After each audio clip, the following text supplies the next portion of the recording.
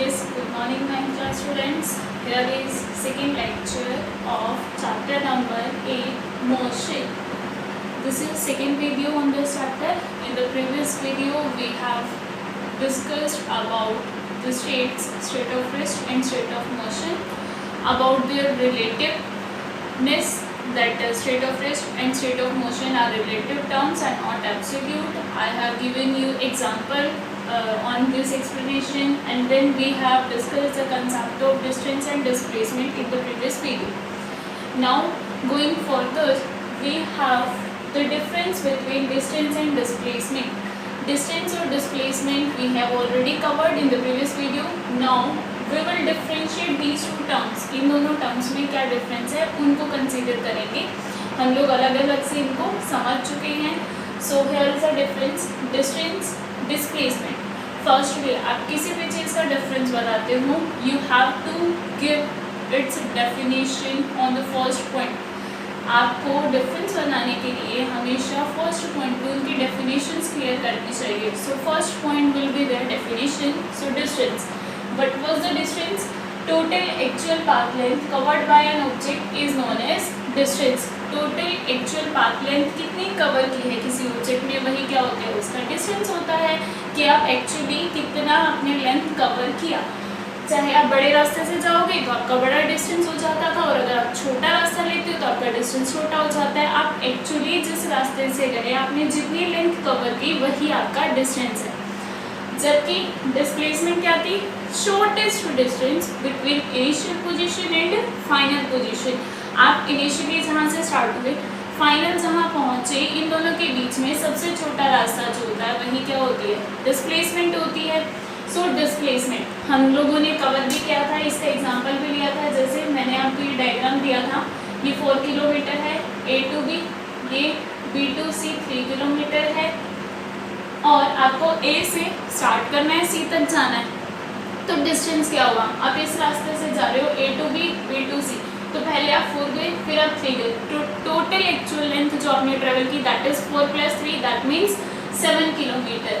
तो इस डायग्राम में डिस्टेंस जो है हमारा 7 किलोमीटर. जबकि डिस्प्लेसमेंट शॉर्टेस्ट डिस्टेंस बताना है इनिशियल और फाइनल का. इनिशियली आप A पे है, फाइनली आप C पे पहुंच गए, तो A और C के बीच का छोटा रास्ता तो ये है. तो ये पाइथागोरस से 5 किलोमीटर आ जाता है. तो यानी कि डिस्प्लेसमेंट कितनी आ गई? 5 किलोमीटर. तो इन दोनों का जो मैग्नीट्यूड है वो क्या है? अलग अलग है. सेकेंड पॉइंट है इसका, its SI unit is metre. आप इसको किस में मेजर करोगे? ये है क्या? एक लेंथ है. तो लेंथ किस में मेजर करते हैं? SI unit. वैसे तो बहुत सारे सिस्टम है हमारे पास, हम सेंटीमीटर में, किलोमीटर में, मीटर, मिलीमीटर, कितनी सारी यूनिट होती है, लेकिन SI यूनिट बतानी है, सिस्टम ऑफ इंटरनेशनल यूनिट. जो इंटरनेशनली एक्सेप्टेड है तो वो कौन सी है? लेंथ के लिए मीटर. तो इसकी SI यूनिट क्या है? मीटर.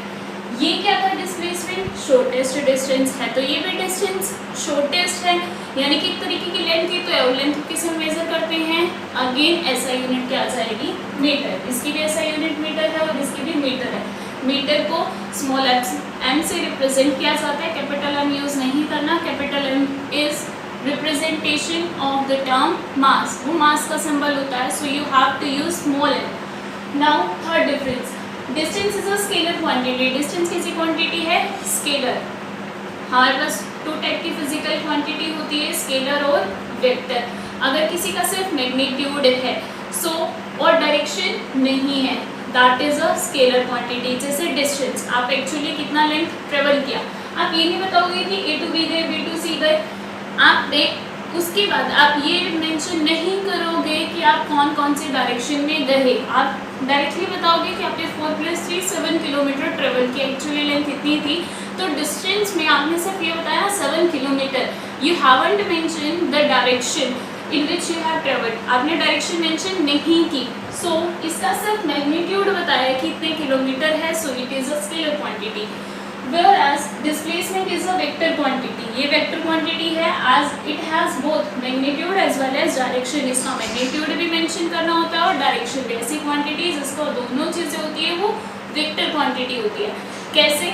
अगर आप displacement बता रहे हो, shortest path है, आपको पता है इनिशियली आपने A से स्टार्ट किया, फाइनली आप सी पर पहुंच गए, तो ए से सी तक जाने के लिए आपको कौन सी डायरेक्शन में जाना है, आपको पता तो है कि आपको कौन सी डायरेक्शन लेनी है, एक ही तो डायरेक्शन है। जबकि डिस्टेंस में तो हम कितनी बार भी रास्ता चेंज कर सकते थे, बहुत ज़्यादा ट्रेवल करते हैं। जबकि यहाँ तो शॉर्टेस्ट पाथ मतलब सीधा रास्ता, तो सीधा तो हम बता सकते हैं कि हम लेफ्ट साइड में जाने वाले हैं, राइट साइड में जाने वाले हैं, टूवर्ड नॉर्थ जाना है, टूवर्ड साउथ जाना है, ईस्ट जाना है या west. So it has direction also with magnitude. तो 5 किलोमीटर ये कौन सी डायरेक्शन होती है वैसे, ये डायरेक्शन आपकी इस तरीके से हम लोग डायरेक्शंस बताते हैं, नॉर्थ, ईस्ट, साउथ, वेस्ट। और ये ए टू सी, ये पॉइंट अगर ए था तो सी आपका यहाँ है, तो ये कौन सी डायरेक्शन होगी, नॉर्थ ईस्ट डायरेक्शन। तो इसका आंसर क्या है, 5 kilometre toward north east direction में।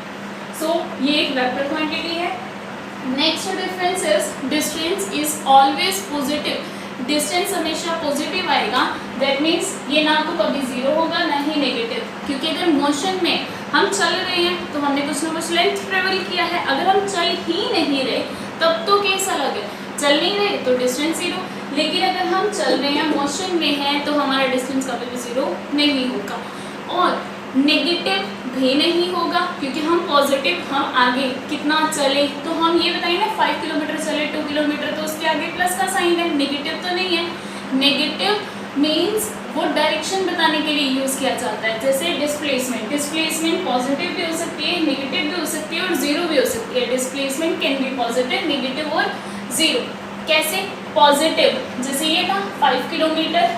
अब नेगेटिव कब होगी, अगर आपको कहा जाए आपको टूवर्ड्स नॉर्थ जाना है, नॉर्थ डायरेक्शन में जाना है, बट आप 5 किलोमीटर जाने को कहा उन्होंने नॉर्थ में, बट आप 5 किलोमीटर नॉर्थ ना जाके नॉर्थ के अपोजिट डायरेक्शन 5 किलोमीटर साउथ में आ जाओ, तो आपका -5 आप बताओगे। -5 का मतलब क्या है, 5 तो गए हम लेकिन अपोजिट डायरेक्शन में, तो नेगेटिव का मीन्स डायरेक्शन शो करने के लिए होता है। तो डिस्टेंस की डायरेक्शन ही नहीं थी तो ये नेगेटिव हो नहीं सकता। डिस्प्लेसमेंट की डायरेक्शन होती है इसलिए नेगेटिव भी होता है, जीरो भी हो सकता है। जीरो कब होता है, जब इनिशियल और फाइनल पोजीशन कोइंसाइड कर जाए। जब इनिशियल पोजीशन भी वही, फाइनली भी अगर हम वहीं पहुंच रहे हैं तो उस केस में हमारा डिस्प्लेसमेंट जीरो। लास्ट डिफरेंस कि डिस्टेंस जो है इसका सिंबल हम स्मॉल डी या कैपिटल डी से रिप्रेजेंट करते हैं, जबकि डिस्प्लेसमेंट को एस से रिप्रेजेंट किया जाता है। फर्स्ट लेटर तो इसका भी डी था, सेम नहीं ले सकते थे, इसको एस से रिप्रेजेंट करते हैं, स्मॉल एस, क्योंकि ये वेक्टर क्वांटिटी है। वेक्टर को ऑलमोस्ट हम कैसे रिप्रेजेंट करते हैं, वेक्टर का साइन एरो डाला जाता है। So these was the differences between distance and displacement.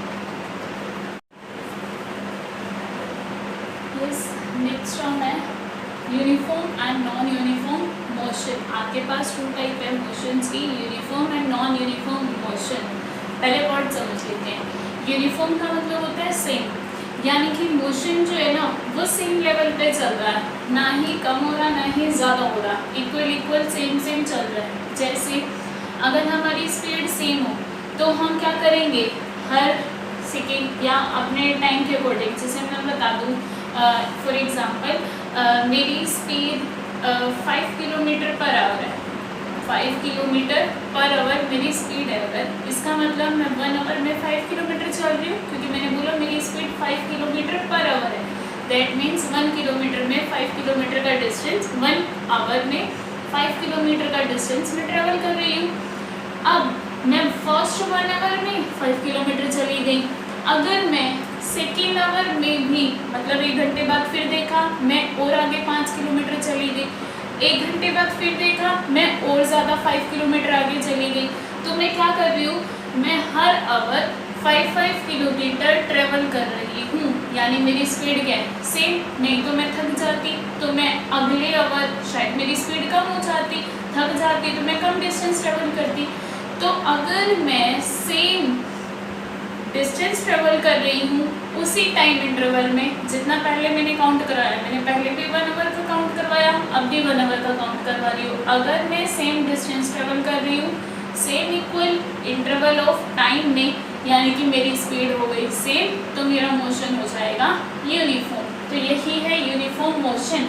If a body travels और कवर्स, अगर एक बॉडी ट्रेवल करती है, कवर करती है equal distance in equal intervals of time, equal time interval में उतना ही इक्वल डिस्टेंस अगर ट्रेवल करे no matter how small these interval may be, कितना भी छोटा इंटरवल आप काउंट करवा सकते हो, ज़रूरी नहीं है। जैसे मैंने एग्जांपल देके 1 आवर का बताया, मैं 30 मिनट का काउंट करवा सकती थी, मैं 1 मिनट का भी काउंट करवा सकती हूँ कि मैं 1 मिनट में इतने मीटर आगे चली थी, मैं अगले 1 मिनट में इतने आगे चले थी। तो मैं कितना भी छोटा इंटरवल ले सकती हूँ, मैं मिनट में करवा सकती हूँ, उससे भी छोटा मैं सेकंड का भी एग्जांपल ले सकती थी कि 1 सेकंड में मैं इतना चल रही हूँ, दूसरे सेकंड में इतना चल रही हूँ। तो कितना भी छोटा इंटरवल हो सकता है। इस are said to be in uniform motion, उस बॉडी को कहेंगे कि वो किस में है, यूनिफॉर्म मोशन में है। Is said to be, because एक बॉडी का लिखा था ना, is said to be in uniform motion, उसे कहा जाएगा कि उसका जो मोशन है वो यूनिफॉर्म है, सेम चल रहा है, so it will be in uniform motion. Example, a car running at a constant speed, constant मतलब फिक्स, वेरिएबल वर्ड सुनने को मिलता है, variable, very plus able, very मतलब बदलते रहना, एबल बदलते रहने के एबल हो, जो बार बार बदल सकता है उसे कहेंगे वेरिएबल। जैसे आप लोग मैथमेटिक्स में यूज करते हो एक्स वाई जेड, इसकी क्या है वैल्यू, हर क्वेश्चन में अलग पूछ आती है, तो वो उनको आप क्या बोलते हो, वेरिएबल्स। जबकि जो मैथ के न्यूमेरिकल नंबर्स है, न्यूमेरिकल वैल्यू है, वो क्या होती है, उनकी वैल्यू फिक्स, 1 का मतलब 1 ही समझ आता है, किसी के लिए कुछ अलग नहीं होता, तो वो क्या होती है, कांस्टेंट होते हैं। जबकि एक्स वाई जेड आपके कांस्टेंट नहीं है, मतलब वेरिएबल है, बार बार चेंज हो रही है। तो ये क्या है, अगर हमारी स्पीड रहे कांस्टेंट, एक कार है जो कांस्टेंट स्पीड से चल रही है, ऑफ से कह लेते हैं कि उसकी स्पीड मान लेते हैं 10 मीटर पर सेकेंड है, उसकी जो स्पीड है 10 मीटर पर सेकेंड है, कहने का मतलब वो हर सेकेंड 10 मीटर जा रही है। कांस्टेंट बोला यानी हर बार सेम ट्रेवल कर रही है, ना तो उसकी स्पीड कम हो रही ना ही ज़्यादा हो रही। तो हर minute will cover equal distance of 10 metre in every second, तो वो हर सेकेंड में 10 मीटर का इक्वल डिस्टेंस ट्रेवल करेगी। अब ये सबसे इम्पोर्टेंट पॉइंट है, लेकिन ये तब समझ आएगा जब आप इससे रिलेटेड इस बात को समझ लो। मेरे कहने का मतलब क्या था कि मैं 10 मीटर चली फर्स्ट सेकेंड में, मैं फिर 10 मीटर चली अगले 1 सेकेंड में, मैं फिर 10 मीटर चली अगले 1 सेकेंड में, फिर 10 मीटर चली अगले 1 सेकेंड में। तो मैं इस टाइप से अपना एग्जांपल मैंने यही रखा ना कि मैं हर सेकेंड में 10 मीटर जा रही हूँ, मेरी स्पीड यानी कि कांस्टेंट है, मैं अपनी स्पीड बढ़ा रही, अगर बढ़ाती तो मैं ज़्यादा डिस्टेंस ट्रेवल कर जाती, और अगर स्पीड कम करती तो मैं 10 मीटर से कम चलती, तो यानी मेरी स्पीड जो है वो कांस्टेंट है, फिक्स है। तो मेरे एग्जांपल से मुझे ये समझ आया कि मैंने पहले फर्स्ट सेकेंड में 10 मीटर चली, मैं फर्स्ट और सेकेंड मतलब 2 सेकेंड के बाद का अगर देखूँ तो मैं कितनी आगे मिल जाऊंगी, 2 सेकेंड, 1 सेकेंड में मैं 10 मीटर आगे पहुंच गई, अगले 1 सेकेंड में यहाँ से यहाँ ये बना 1 सेकेंड, मान लो मैं 10 मीटर आगे चली गई, ए पॉइंट से बी पे आ गई। अब मैं अगले 1 सेकेंड पे जब देखा मैं और 10 मीटर आगे चलेगी, अगले 1 सेकेंड पे आपने देखा मैं और 10 मीटर आगे चलेगी, तो यानी फर्स्ट 2 सेकेंड में अगर मैं काउंट करवाऊँ तो मैं कितना आगे हूँ, 10 और 10 20। 3 सेकेंड का काउंट करवाऊँ तो 3 सेकेंड में मैं कितना ट्रेवल कर चुकी हूँ, 10 10 10 यानी कि 30 मीटर। सिमिलरली अगर मैं 4th सेकेंड का काउंट करवाऊँ तो मैं चल चुकी हूँ 40 मीटर। सो इस तरीके से मैंने फर्स्ट सेकेंड में 10 मीटर डिस्टेंस कवर कर चुकी हूँ। 2 सेकेंड के बाद जब आपने देखा तो मैं 20 मीटर चल चुकी हूँ। 3 सेकेंड के बाद आपने देखा 30 मीटर कवर कर चुकी हूँ। 4 सेकेंड के बाद मैं 40 मीटर कवर कर चुकी हूँ। तो मुझे मेरे एग्जाम्पल से ये समझ आया। अब बनाते हैं इसका graph, that is very important part of this chapter. Graph क्या बनेगा इसका ग्राफ, कोई ग्राफ रिलेटेड क्वेश्चन कंफर्म है इस चैप्टर से, क्या होगा देखिए। फर्स्टली हम लोग ग्राफ बनाएंगे डिस्टेंस का और टाइम का, डिस्टेंस एंड टाइम का। यूनिफॉर्म मोशन का मतलब क्या था, इक्वल टाइम इंटरवल में इक्वल डिस्टेंस ट्रेवल करना, यानी टाइम और डिस्टेंस का जब हम ग्राफ बताएंगे तो हम उस ग्राफ को देख के बता सकते हैं हमारा मोशन यूनिफॉर्म था या नहीं था। अब मेन क्वेश्चन, टाइम यहाँ ले डिस्टेंस यहाँ ले, ये इसका उल्टा, डिस्टेंस यहाँ और टाइम यहाँ। ये भी बहुत इंपॉर्टेंट रोल प्ले करता है कि आपको लेना कौन सी वैल्यू एक्स एक्सिस पे और कौन सी वाई एक्सिस पे। तो ध्यान रखना इंडिपेंडेंट क्वांटिटी इंडिपेंडेंट जो किसी बात पे डिपेंड नहीं करती उसे लिया जाता है एक्स एक्सिस पे, और जो डिपेंडेंट राइट कर लेना, इंडिपेंडेंट क्वांटिटी हमेशा एक्स एक्सिस पर लेते हैं और डिपेंडेंट क्वांटिटी जो डिपेंड करेगी किस पर, इस इंडिपेंडेंट क्वांटिटी उसे हमेशा वाई एक्सिस पर लिया जाता है। अब डिस्टेंस और टाइम में देखना, जैसे जैसे टाइम जा रहा है तब आपका डिस्टेंस बढ़ रहा है, क्योंकि टाइम गया तब आप आगे जा पाए। अगर टाइम ही ना बढ़ता, टाइम रुक जाए तो आप आगे भी नहीं जा पाओगे, आपका डिस्टेंस उतना का उतना। यानी टाइम तो किसी बात पे डिपेंड करता नहीं है, वो कैसी क्वांटिटी हो गई, इंडिपेंडेंट। तो हमारे ग्राफ में टाइम तो आएगा एक्स एक्सिस पे, टाइम बदलने के साथ साथ डिस्टेंस बदल रहा है, इसीलिए जो डिस्टेंस आएगा वो आएगा वाई एक्सिस पे। अब बनाते हैं इसका graph, that is most important. देखिए टाइम, ये फर्स्ट सेकेंड 1 सेकेंड पे, ये सेकेंड पे, थर्ड सेकेंड, फोर्थ सेकेंड, ये सेकेंड में मैंने ग्राफ बना दिया। डिस्टेंस ले रही हूँ मैं मीटर में, 1 मीटर, 2 मीटर, 10 मीटर का गैप है ना, तो 10 मीटर, 20, 30, 40, इस तरीके से मैंने ले लिया। अब ग्राफ बनाते हैं। आई थिंक यूनिफॉर्म मोशन का ग्राफ और क्लियर हो गया होगा कि distance time graph is for uniform motion is a straight line, that is very important part of this topic. Now here is the second term, non uniform motion. Uniform motion तो यहाँ पर पेड़ but आगे लगा हुआ है non, यानी बिल्कुल उसका अपोजिट होगा। यहाँ मोशन जो होगा वो सेम नहीं रहने वाला, बार बार हमारा मोशन चेंज होगा, कभी कम स्पीड कभी ज़्यादा स्पीड। हमारी जो स्पीड है, हम लोग टाइम के साथ जो डिस्टेंस ट्रेवल कर रहे हैं वो अलग अलग करेंगे। जैसे नॉर्मल डेली लाइफ में हम लोग चलते हैं, रोड पे ट्रैफिक भी होता है जिसकी वजह से हम लोगों को अपनी स्पीड कम करनी पड़ती है, या फिर ब्रेकर आया हम लोगों ने फिर अपनी स्पीड कम की, हमें टर्न लेना हमने अपनी स्पीड कम की, तो क्या हो रहा है, हम बार बार अपनी स्पीड कम ज़्यादा करते रहते हैं।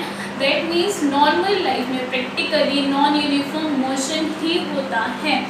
अब non uniform motion, if a body covers unequal distance, अगर बॉडी क्या कर रही है, अनइक्वल डिस्टेंस कवर कर रही है इन equal intervals of time. Time आप वही ले रहे हो, आपने जैसे पहले कंसीडर किया, आप 1 सेकेंड का कंसीडर कर सकते हो, आप 1 आवर का नोट कर सकते हो।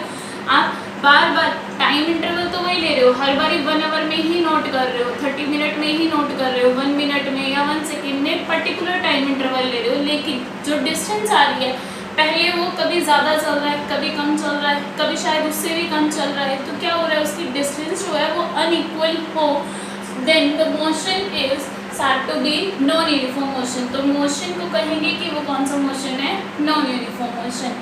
For example, if we drop a ball from the roof of a tall building, अगर हम किसी बड़ी बिल्डिंग से, उसकी छत से आप गिरा दो किसी बॉल को, तो क्या हो जाएगा, ये बॉल अपने आप नीचे, कुछ भी इस मटेरियल हो सकता है, उसे क्या किया, अपने आप वो नीचे आ जाएगी।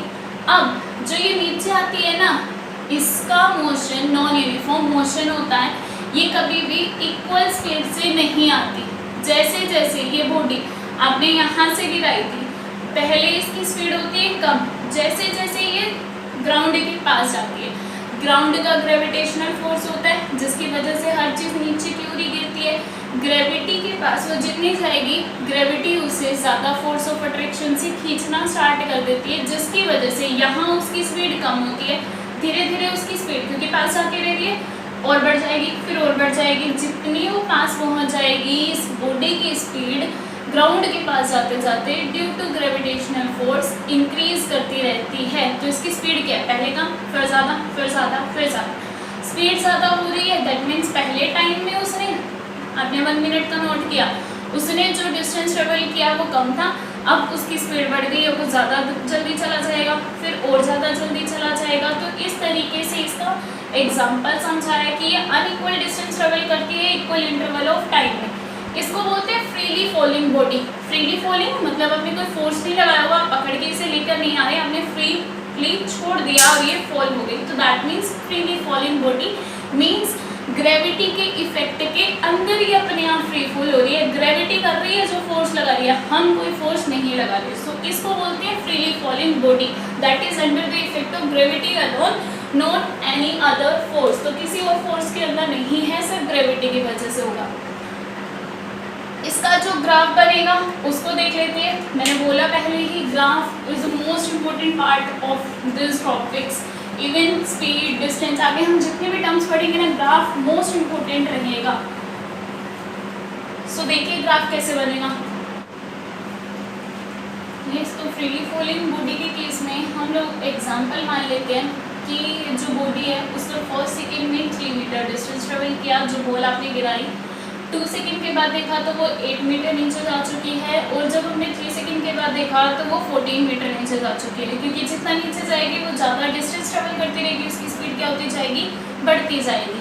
तो उसकी डिस्टेंस बढ़ती जा रही है। सो मैंने ग्राफ बनाया, time, distance, her we represent a independent quantity and the distance that is a dependent quantity will be represented on y-axis.